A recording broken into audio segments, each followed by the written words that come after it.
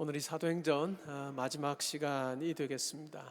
제가 사도행전을 시작해야 되겠다라고 하는 생각을 가졌던 이유는 정말 우리가 하나님 앞에서 성령에 충만한 사람이 되어서 초대교회가 성령 안에서 성장하고 또 하나님 나라를 세웠던 것처럼 우리의 삶의 자리에서도 또 우리 교회도 그와 같은 사명 잘 감당하면 좋겠다라고 하는 마음으로 그렇게 사도행전을 선택을 했고, 또 오늘이 이제 70번째 시간으로 마지막 시간이 되겠습니다. 끝이 바로 우리의 시작이다라고 하는 제목으로 말씀을 드리겠습니다. 누가복음의 속편인 사도행전의 결말 부분을 우리가 읽었습니다. 드디어 바울이 로마로 가서 그곳에서 유대인들에게 복음을 전했습니다. 그가 유수가는 곳에 많은 유대인들이 찾아왔고, 바울은 아침부터 저녁까지 그들에게 강론을 했습니다.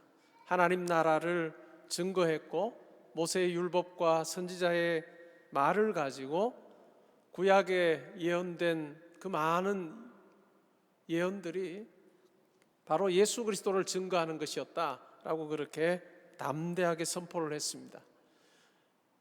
바울의 증거를 들었던 사람들 중에는 믿는 자도 있었고 믿지 않는 자들도 있었습니다. 그와 같은 모습을 보면서 바울이 굉장히 안타까워하며 이사야서 6장의 말씀을 인용합니다. 들어도 깨닫지 못하고 보아도 알지 못하는 유대인들을 보면서 마음이 우둔하여져서 귀로는 둔하게 듣고 눈은 감겨있는 아주 안타까운 그 같은 모습을 보면서 눈으로 보고 귀로 듣고 마음으로 깨달아 돌아오면 하나님께서 고쳐주신다라고 말씀하셨다라고 이야기를 합니다. 그러면서도 바울의 말을 다 받지 않는 그들을 향해서 하나님의 이 구원이 이방인에게로 보내어졌다라고 그렇게 말을 합니다.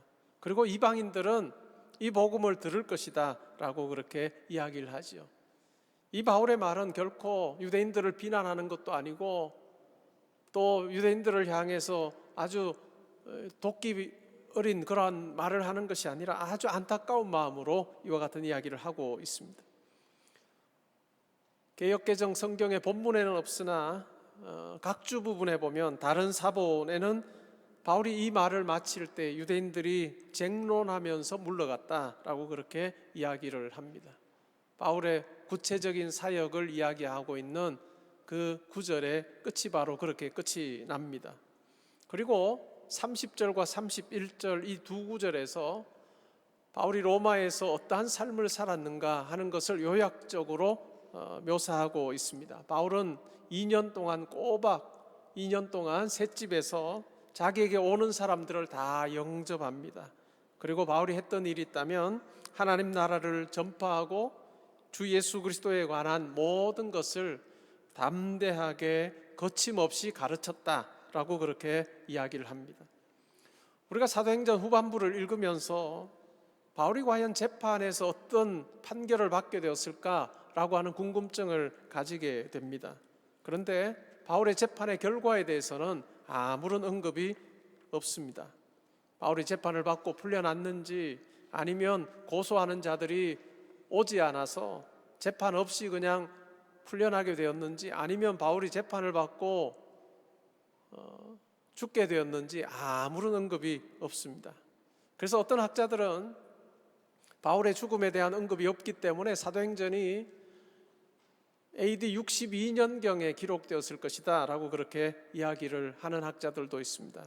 그리고 다른 학자들은 이 사도행전이 바울이 죽은 후에 기록이 되었을 것이다 라고 그렇게 이야기를 하는 것이죠.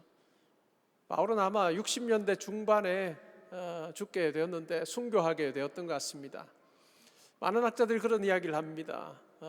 이번에 우리가 쭉 읽어온 대로 바울이 로마로 메인 몸으로 갔을 때는 아마 풀려났을 것이다. 그리고 로마서에 이야기하고 있는 것처럼 로마의 서쪽 지역인 스페인 쪽으로 가서 복음을 전하고 다시 아시아 지역으로 돌아와서 복음을 전하다가 결국 다시 체포되게 되었고, 그래서 로마에 와서 순교하게 되었을 것이다 라고 그렇게 추측하는 학자들이 많이 있습니다. 신약 성경을 우리가 읽어보면 바울뿐만 아니라 복음 전파의 주역이었던 베드로의 죽음에 대해서도 이야기하고 있지 않습니다. 신약 성경이 아닌 외경이라고 불리는 베드로 행전이라고 하는 책이 있습니다. 그 책에 보면 베드로가 어떻게 죽게 되었는가, 그리고 어떤 모습으로 죽게 되었는가라고 하는 것에 대해서 기록하고 있습니다. 베드로가 로마에서 복음을 전하는 사역자로 지내고 있었는데 박해가 생겼습니다. 그러자 베드로가 변장을 하여서 로마를 떠나고 있는 중에 부활하신 주님을 만납니다. 주님을 만나서 베드로가 이렇게 묻습니다. 주님 어디로 가십니까? 라고 묻죠. 우리가 잘 아는 코바디스 도미네라고 하는 말이 그 말입니다. 그러자 주님께서 뭐라고 답하셨을까요? 나는 로마로 가서 다시 십자가에 달려 죽으려고 한다 라고 하는 그 말씀을 듣고 베드로가 가던 길을 돌이켜서 로마로 가서 십자가에 달려 죽는 순교를 당하게 되었다라고 그렇게 베드로 행전에서는 적고 있습니다. 예수님처럼 자기가 똑바로 십자가에 달려 죽을 그런 어떤 자격도 없다라고 생각해서 거꾸로 달려서 죽었다라고 하는 내용이 베드로 행전에 나옵니다. 사도행전 1장부터 12장 사이에 복음 전파의 주역인 베드로, 그리고 13장부터 28장의 복음 전파의 주역인 바울, 우리의 눈에는 이들이 주인공처럼 보이지만 그러나 우리가 잘 아는 대로 이들이 주인공이 아니라 진정한 주인공은 바로 성령 하나님이셨습니다. 성경은 우리로 하여금 사람에게 주목하지 않도록 하라고 우리에게 많은 권면을 하고 있습니다. 우리가 보기에는 사람에게 주목하여서 그 사람을 높이고 그 사람의 죽음이 어떠했는지를 그리면 참 좋아 보이기도 하는데, 그리고 그 사람의 수고에 대한 대가로서 적절할 것 같다라고 하는 생각이 우리에게는 드는데 성경은 그렇게 하지 않습니다. 높이지도 않고 오직 하나님만 드러나도록 하는, 그리고 하나님께서 이 땅에서 수고한 자들에 대해서 하나님께서 평가하시고 칭찬하시는 그 같은 하나님의 유일한 그 판단 앞에 우리가 어떻게 설 거냐라고 하는 부분에 대해서 말씀을 우리에게 이야기를 하고 있습니다. 우리가 사도행전을 마감하면서 사도행전의 핵심 구절인 1장 8절 말씀을 다시 한 번 더 생각해 볼 필요가 있습니다. 성령이 너희에게 임하실 것이다. 너희가 권능을 받을 것이고 온 유대와 예루살렘과 온 유대와 사마리아와 땅끝까지 이르러 내 증인이 될 거다라고 그렇게 예수님께서 말씀하셨습니다. 이 사도행전 1장 8절의 이 말씀은 하나님의 말씀이 지리적으로 확산될 것에 대해서 말씀하고 있습니다. 1차적으로. 근데 단순히 지리적인 확산뿐만 아니라 인종적인 확산에 대한 부분도 담고 있습니다. 예루살렘과 유대에 사는 유대인들뿐만 아니라 사마리아에 사는 사마리아인들에게도, 그리고 땅 끝까지 흩어져 살고 있는 많은 이방인들에게도 복음이 증거될 것이다라고 그렇게 예수님께서 말씀하셨습니다. 그런데 이와 같이 인종을 넘어서 하나님의 말씀이 증거되는 그 과정에는 많은 진통이 있었습니다. 초기에 예수 그리스도의 복음을 증거했던 사람들은 거의 대부분이 유대인 기독교인들이었습니다. 유대인 기독교인들이 복음을 전하려고 할 때 그들 자체 안에, 그들 속에 걸림돌이 하나가 있었는데 그것은 바로 그들이 이제까지 믿고 있었던 선민 사상입니다. 자기 정체성을 확립하면서 매길 때 항상 유대인들이 가지고 있었던 선택받은 민족으로서의 그 우월성, 그것이 복음을 증거하는 데 많은 걸림돌이 되었습니다.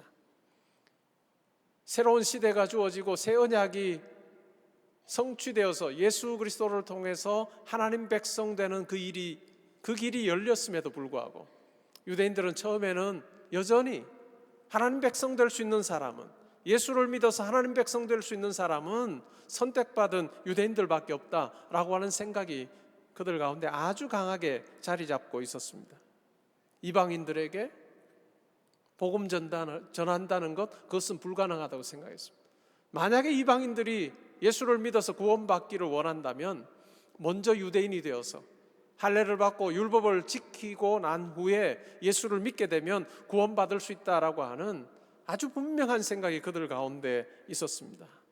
근데 하나님께서 바울이라고 하는 사람을 부르셔서 이방인들에게 할례를 받지 않아도, 율법을 지키지 않아도 예수를 믿기만 하면 구원 백성 된다라고 하는 아주 분명한 그리스도의 복음을 증거하게 하셨습니다. 많은 유대인들이 반발했습니다. 때로는 따라다니면서 바울을 죽이려고 한 그와 같은 극단적인 유대인 기독교인들도 많이 있었습니다. 예수님 당시의 유대교 과연 어떤 종교였을까? 많은 학자들이 연구를 했습니다. 19세기, 20세기 중반까지의 연구의 대체적인 결론은 유대교, 선교에 열심 있는 종교였다라고 하는 결론이었습니다. 그러나 20세기 중후반부터 지금까지 연구들을 종합해 보면 예수님 당시의 유대교, 선교에 열심 내지 않았던 종교다라고 그렇게 결론을 내리고 있고, 저도 그와 같은 입장에 동의를 합니다. 로마 제국에 많은 유대인들이 흩어져 살았습니다.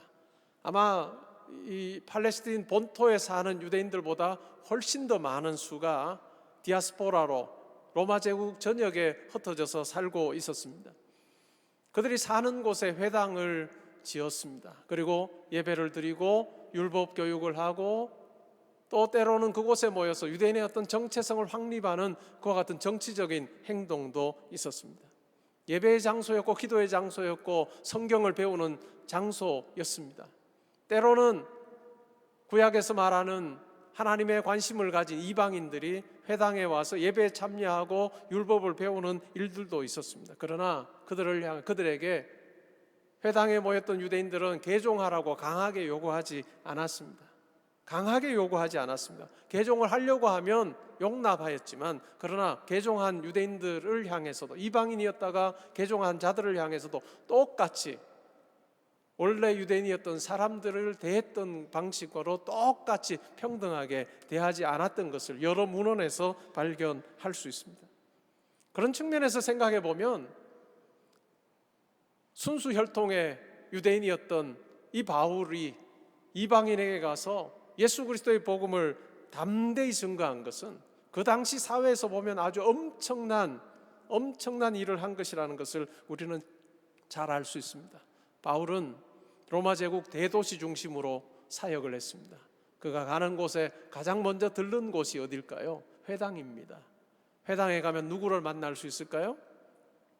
회당에 가면 유대인도 만나고 이방인도 만나는데, 이 회당에 모인 이방인들을 우리가 부르는 말이 있습니다. 그 말이 뭐냐면 하나님을 경외하는 자들이라고 불렀습니다.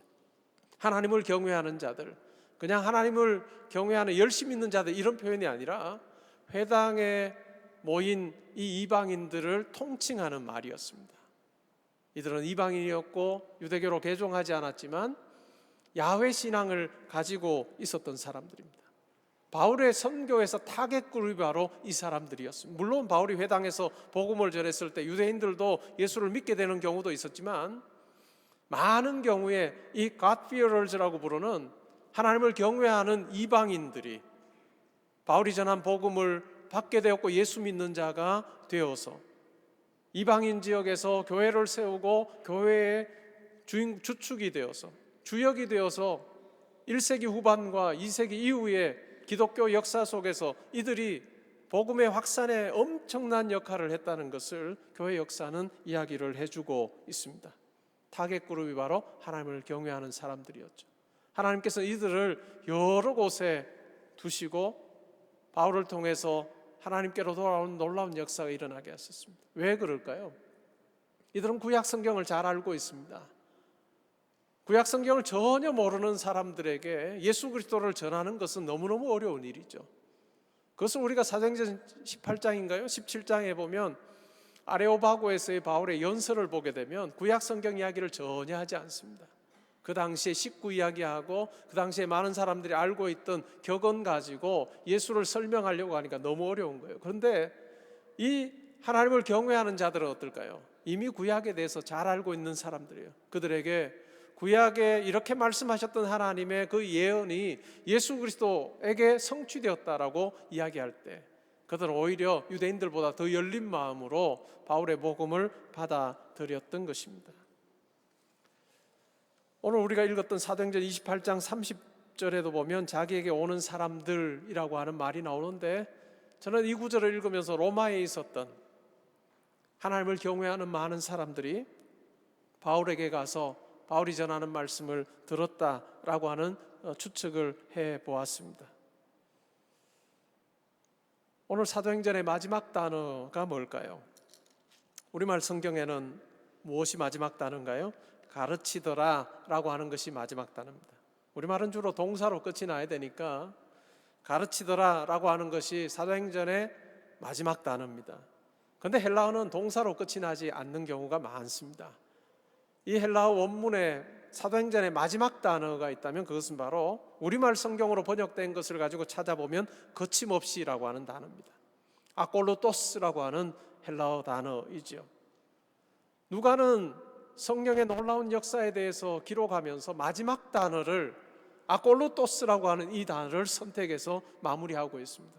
얼마나 놀라운 의미가 이 속에 담겨 있는지요.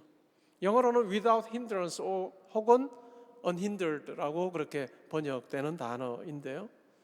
지금 바울의 상황을 보면 어떤가요? 바울은 로마에서 셋집에 살고 있습니다. 꼬박 2년 동안 아직까지 재판을 받지 않은 상황 가운데서 지내고 있는데 가택연금 상태인 것 같습니다. 자유롭게 나가서 지내기는 어려운 상황이었는데 바울에게 많은 사람들이 와서 복음을 듣게 됩니다. 복음 전도자는 매여 있습니다. 그러나 복음은 어떤가요? 복음은 매이지 않습니다. 복음 전도자는 매여 있다 할지라도 복음은 매이지 아니하고 거침없이 사람들의 심령에 파고들어서 그를 하나님 백성 삼으시는 놀라운 역사를 일으키는 것을 누가는 생생하게 보았기 때문에 사도행전의 마지막 단어로 거침없이라고 하는 단어를 사용하고 있습니다. 이 복음 전파의 바통이 우리에게 이어졌습니다. 하나님께서 이 사명을 우리에게 맡기셨습니다. 사도행전 28장은 갑작스러운 결말처럼 끝나지만 우리가 사도행전을 지금까지 쭉 공부하고 읽으면서 이 갑작스러운 결말을 우리가 접하면서 하나님께서 이 복음 전파의 바통을, 하나님 나라의 놀라운 소망을 전하는 이 놀라운 사명을 나에게 맡겨주셨다라고 하는 그 분명한 의식을 우리가 가지는 것이 필요해 보입니다.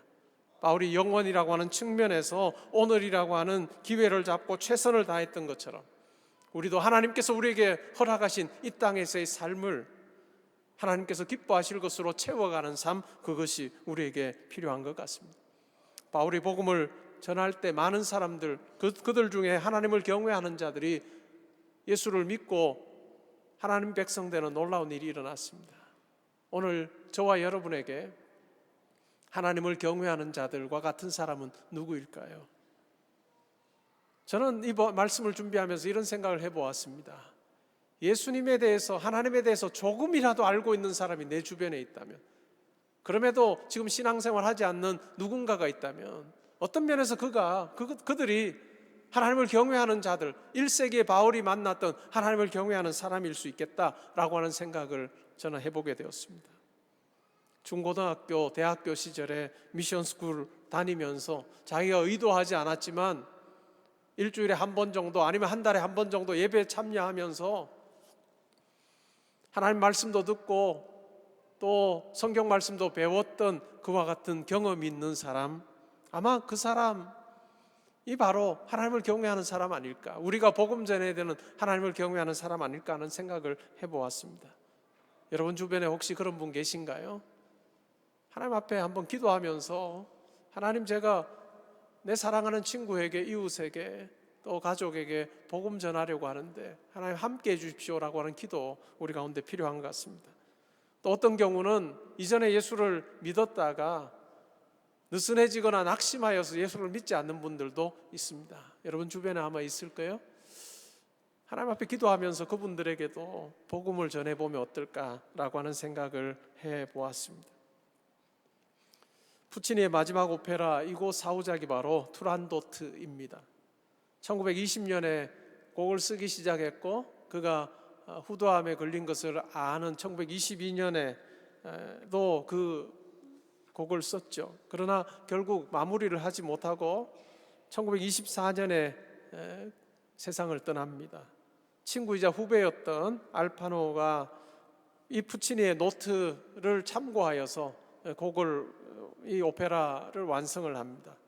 그리고 푸치니의 제자였던 토스카니니가 1926년에 이 투란도트를 초연하면서 지휘를 맡게 됩니다. 산막의 류의 죽음이라고 하는 부분까지 지휘를 쭉 합니다. 그리고는 지휘봉을 내려놓고 관객을 향해서 돌아서서 이렇게 말합니다. 마에스트로가 작곡한 부분은 여기까지입니다. 푸치니가 작곡한 것은 여기까지입니다 라고 이야기를 하고, 이어서 알파노가 완성했던 그 부분을 쭉 지휘를 해나간 것 같은 일이 있다라고 합니다. 바울이 살면서 증거했던 복음의 그 역사, 하나님께서 우리에게 바통을 전해주셨습니다. 우리의 삶이 성령 행전의 일부가 되어야 할 것입니다. 1920년대, 1930년대 독일 사회의 여러 모습을 카메라에 담았던 사진작가인 어거스트 샌더라고 하는 사람이 있습니다. 그는 1차 세계대전과 2차 세계대전 사이의 독일의 모습에 대해서 많이 카메라에 담아서 사진으로 남겨주었습니다. 1945년까지 한 4만 장의 사진을 그가 찍었다라고 하는데요. 그 사진 속에는 공장의 노동자, 금융업의 종사자, 여배우, 주부, 나치 공산당원과 유대인들, 그리고 길거리의 악사들, 재단사들, 대장장이들, 일상 속에서 만나는 많은 사람들이 이 사진 속에 주인공으로 담겨 있다고 합니다. 그는 그의 고향인 쾰른 지역의 사람들을 주로 카메라에 담았습니다. 그리고 나서 이 어거스트 샌더의 이 전시전, 사진 전시전이 열렸습니다. 2008년도 5월 3일에 데이비드 프롭슨이라고 하는 사람이 월스트리트 저널에 이 사진전에 대한 글을 이렇게 썼습니다. 그의 제한된 영역 안에 있는 다양한 사람들을 사진 곳곳에 담아내었다. 영어로는 A Universe of Humanity in His Restricted Sphere라고 그렇게 적었습니다. 자기의 삶에서 만나는 다양한 사람들을 사진에 담아내어 그들이 사진 속의 주인공이 되겠다라고 하는 이야기를 하는 것이죠. 우리의 삶에서도 다양한 사람들을 만납니다. 때로는 스쳐 지나가는 사람도 있고, 때로는 우리의 삶에서 오랜 시간을 함께 보내는 사람들도 있습니다. 가족이 그러하고, 친구가 그러하고, 직장의 동료가 그러하지요. 우리가 만나는 이 사람들, 다양한 사람들을 우리는 세상의 관점으로만 보아서는 안 될 것입니다. 우리가 믿는 이 예수 그리스도를 그들도 믿고 있는지, 내가 소유하고 있는 이 영생에 대한 그 소망을 그들도 가지고 있는지를 우리는 잘 살펴보는 것이 중요한 것 같습니다. 우리의 말과 행동으로 하나님 나라의 그 소중함을 보여줄 수 있고, 또한 그들을 그리스도께로 인도하는 것, 그것이 바로 하나님께서 우리 각자에게 맡겨주신 사명일 것입니다. 물론 우리는 한계가 있습니다. 그러나 복음은 능력이 있습니다. 거침없이 우리의 심령에 오셔서 예수 그리스도의 십자가의 그 피 묻은 복음을 우리로 하여금 받아들이게 하시고, 죽음 너머의 영생의 삶을 우리로 하여금 소망하는 자로 바꾸어 주신 그 성령의 놀라운 역사가 우리가 사랑하는 그들에게도 있기를 기도하며 조심스럽게 예수 그리스도를 전하는 우리가 되면 좋겠습니다. 바로 그 증인이 바로 우리입니다. 거침없는 그 복음의 역사로 말미암아 내가 하늘 백성 되었는 것, 그것이 바로 복음의 능력의 증거입니다.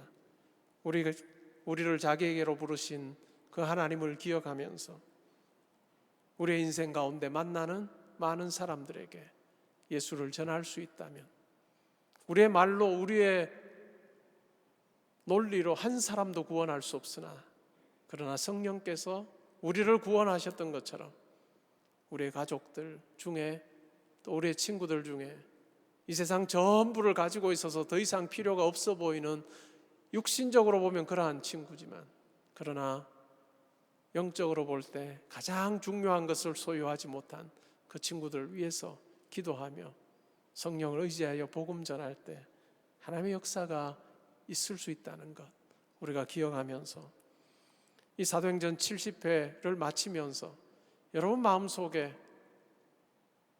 마음속에 떠오르는 그 친구, 가족 또한 동료를 위해서 기도하는 그런 시간을 우리가 가져보면 좋을 것 같습니다. 우리가 찬양 후에 우리가 기도할 텐데 큰 소리로 하지 않아도 좋습니다. 그러나 하나님께서 함께 하셔서 내가 누리는 이 기쁨 그들도 누리게 해달라고 우리가 기도하면서 하나님 앞에 나아가기를 원합니다.